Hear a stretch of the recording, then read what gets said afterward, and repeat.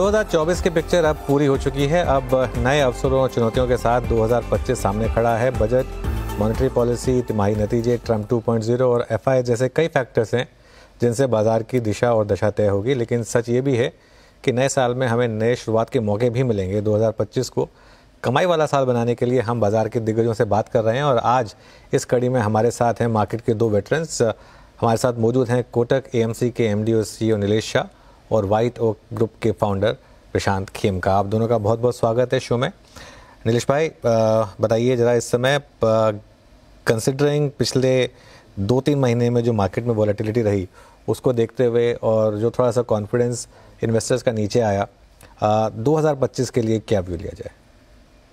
एक अनुज भाई, बाकी लोगों के सामने अपनी इकोनॉमी ठीक ठाक कर रही है और कॉर्पोरेट अर्निंग्स भी ठीक ठाक ही रहेगी, लेकिन अब बेस बड़ा बन गया है। 2020 में 4 लाख करोड़ का प्रॉफिट था, 24 में 15 लाख करोड़ हो गया, ऑलमोस्ट 4 गुना बढ़ गया। अब यहाँ से तो उतने नेक्स्ट 5 साल में 4 गुना होने की कोई गुंजाइश नहीं है।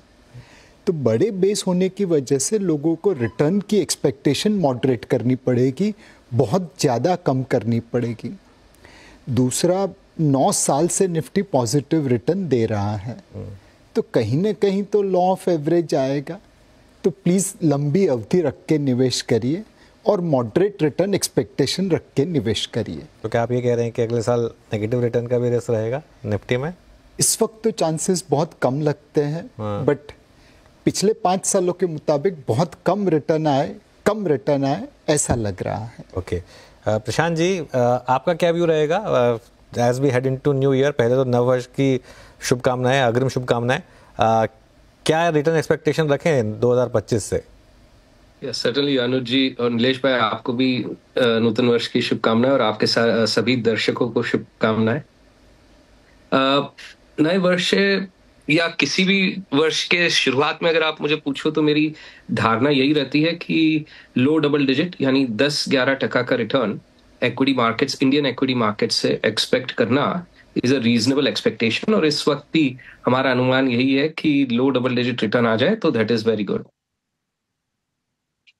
और इसमें क्या कुछ ऐसा होगा कि फर्स्ट हाफ खराब रहे, सेकंड हाफ अच्छा होगा? कि बहुत लोग ये मान रहे हैं कि जिस तरीके से लास्ट क्वार्टर था, शायद आगे भी क्वार्टर खराब हो तो पहला 3 महीने शायद मार्केट के लिए खराब रहे। तो ये पॉसिबल है क्या कि फ्रंट मार्केट में पहले हाफ में अंडर परफॉर्मेंस हो, सेकंड हाफ में आउट परफॉर्मेंस हो? प्रशांत जी, आपके लिए था। अनुज जी, मेरा तो ये अनुमान है, हाँ, तो अनुज जी मेरा तो ये मानना है कि ये सब चीजें इम्पॉसिबल है कहनी। अंधेरे में तीर छोड़ने से भी ज्यादा डिफिकल्ट है इनमें निशाने पे लगना। तो हम ये सब ऐसे फोरकास्ट ना तो कर पाते हैं और ना ही कोई करता है, तो उस पे कोई ज्यादा ध्यान देते हैं। ओके, नीलेश भाई, आपका अगर यही सवाल आपसे पूछूं, क्योंकि अब हम जनवरी में क्वार्टरली नंबर्स की तरफ बढ़ेंगे और बहुत लोगों का मानना है कि शायद ये क्वार्टर भी कोई बहुत अच्छा ना हो जो पिछला क्वार्टर था उसके मुकाबले। तो क्या पॉसिबिलिटी है कि मार्केट यहाँ से भी आपको और थोड़ा लोअर लेवल्स दिखाए, भले ही उतना वो शॉक और ऑ वाला फैक्टर ना हो जो Q2 के टाइम पे था? अनुज भाई, जो सेकंड क्वार्टर जीडीपी नंबर आया वो अनुमान से बहुत कम आया, लेकिन जो अर्निंग्स ग्रोथ आई वो मोटा मोटा एक्सपेक्टेशन से थोड़ी कम आई। फर्स्ट हाफ ऑफ FY25 में मोटा मोटा निफ्टी की अर्निंग पर शेयर 550 रुपये तो आ गई है। उम्मीद थी कि 1050 की निफ्टी EPS FY25 में बनेगी। तो सेकंड हाफ में शादियों का सीज़न है, फेस्टिवल सीज़न है और सरकार कैपेक्स कर रही है, तो 500 रुपये की निफ्टी की EPS तो आ जाती दिखती है। सवाल यह है कि उसके बाद वाले साल में क्या हम वही 15-20% अर्निंग्स ग्रोथ दिखा पाएंगे? और वहाँ पे जैसे प्रशांत ने बताया कि थोड़ी विजिबिलिटी कम है।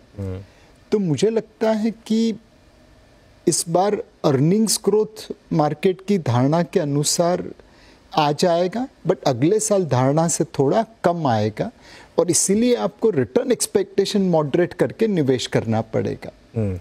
नीलेश भाई, एक कंपनी जिसने पूरा इस पेन को सॉर्ट ऑफ लीड किया वो है एशियन पेंट्स फॉर एग्जांपल। इस साल 33% के नेगेटिव रिटर्न्स, इतिहास में ऐसा कभी नहीं हुआ कि एशियन पेंट्स इतना गिरा होगा।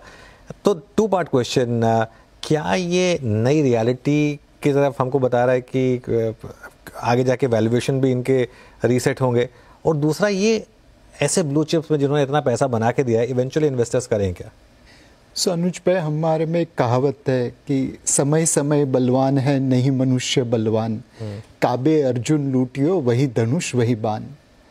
जब कंपटीशन आई तो ऑब्वियसली पेंट इंडस्ट्री में जो एग्जिस्टिंग प्लेयर थे उन्होंने करेक्टिव एक्शन लेना पड़ा, मार्जिन कम किया, प्रॉफिटेबिलिटी पे इम्पैक्ट हुआ, एंड उम्मीद से कहीं ज़्यादा प्राइसिंग हो चुकी थी।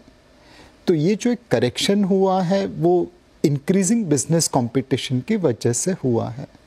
बट अब अगर आप देखें तो धीरे धीरे things will settle down, there will be space for new entrant, and a blue chip company will always be able to bounce back. उनके जो बिजनेस मॉडल थे, उनकी जो डिस्ट्रीब्यूशन नेटवर्क थी, जो प्रोडक्ट इनोवेशन था, वो सब तो अभी भी बरकरार है।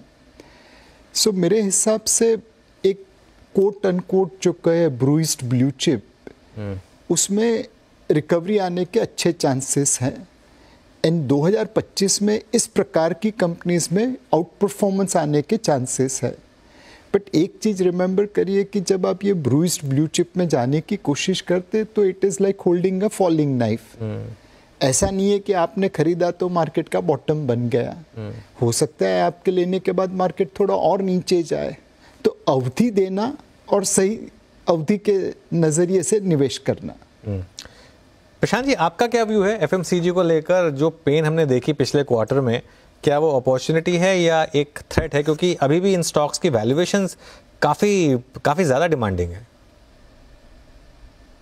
सही कहा आपने अनुज जी, और जैसे नीलेश भाई कह रहे थे, ये ब्रूज्ड ब्लू चिप्स, ये आपने एक क्वार्टर का, अनुज जी मैं कहूंगा 3 साल से करीबन लेट 21 से अगर आप बास्केट ऑफ ब्लू चिप्स देखो तो काफी अंडर परफॉर्मेंस रहा है। इनफैक्ट ये निफ्टी के इंडिसेस भी है कई, क्वालिटी इंडेक्स, वैल्यू इंडेक्स, तो most of the FMCG companies quality index में आएगी। और एफएमसीजी क्यों, अलग अलग सेक्टर्स की, दूसरे सेक्टर्स के भी अगर आप टॉप क्वालिटी कंपनीज देखो तो ये पिछले 3 साल में काफी अंडर परफॉर्मेंस हुआ है। एंड निफ्टी क्वालिटी इंडेक्स अगर आप देखो तो जिसे वैल्यू इंडेक्स कहा जाता है, वैल्यू इंडेक्स में कई तो सही प्रमाण से वैल्यू भी होता है बट काफी कुछ जंक भी होता है या पुअर क्वालिटी भी होता है। तो 2020, 2021, 2021, 22, 23 और 6 महीने 24 के, ये 3.5 साल क्वालिटी ने काफी अंडर परफॉर्म किया है। इलेक्शन, जो सेंट्रल इलेक्शन हुआ 6 महीने बाद, उसके बाद से ये क्वालिटी का अंडर परफॉर्मेंस कम हुआ है या रुका है। अब ये देखना है कि ये थोड़ा स्ट्रक्चरल लॉन्गर टर्म रहता है। हमारी भी आशा यही है, जैसे नीलेश भाई ने कहा, कि अब क्वालिटी अंडर परफॉर्मेंस करना एज अ बास्केट, में किसी एक पर्टिकुलर स्टॉक या सेक्टर के बारे में नहीं बात कर रहा हूं, but as a basket quality का अंडर परफॉर्मेंस आगे चलते हुए नहीं होगा, ऐसी हमारी धारणा है। ओके प्रशांत जी, आपकी टॉप थीम्स क्या होंगी फिर 2025 के लिए? कहां पर आप इंक्रीमेंटल पैसा लगा रहे हैं इस समय? सर्टनली, ऐसे तो हम लोग टॉप डाउन थीमेटिक इन्वेस्टिंग में नहीं विश्वास रखते, बट हाँ, आज की तारीख में जो पोर्टफोलियो में लार्जर एलोकेशंस है in the portfolio, let's say relative to the benchmark पकड़े, तो एब्सोल्यूट टर्म्स में या रिलेटिव टर्म्स में प्राइवेट सेक्टर फाइनेंशियल्स या फाइनेंशियल्स ओवरऑल काफी एलोकेशन है टीम का।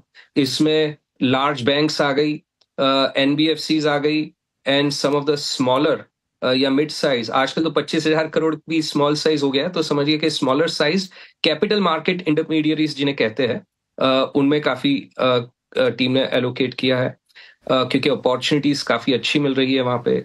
इसके अलावा मिड कैप आईटी सेक्टर में हमेशा हमारे टीम का एक अपॉर्चुनिटीज मिली हमारी टीम को, और आज भी आईटी सेक्टर में पर्टिकुलरली मिड कैप आईटीज में काफी निवेश किया है टीम ने। इसके अलावा health care sector and more broadly consumption, जिसमें कंज्यूमर डिस्क्रेशनरी और स्टेपल्स दोनों आ गए, एंड सिलेक्ट इंडस्ट्रियल्स। तो 5 विभिन्न सेक्टर्स का मैंने नाम लिया है, financials, IT, health care, consumption and select industrials. ये अक्रॉस बोर्ड देखे जाए तो आज की तारीख में 2/3 से लेके 3/4 तक पोर्टफोलियो एलोकेशन इन सेक्टर्स में है।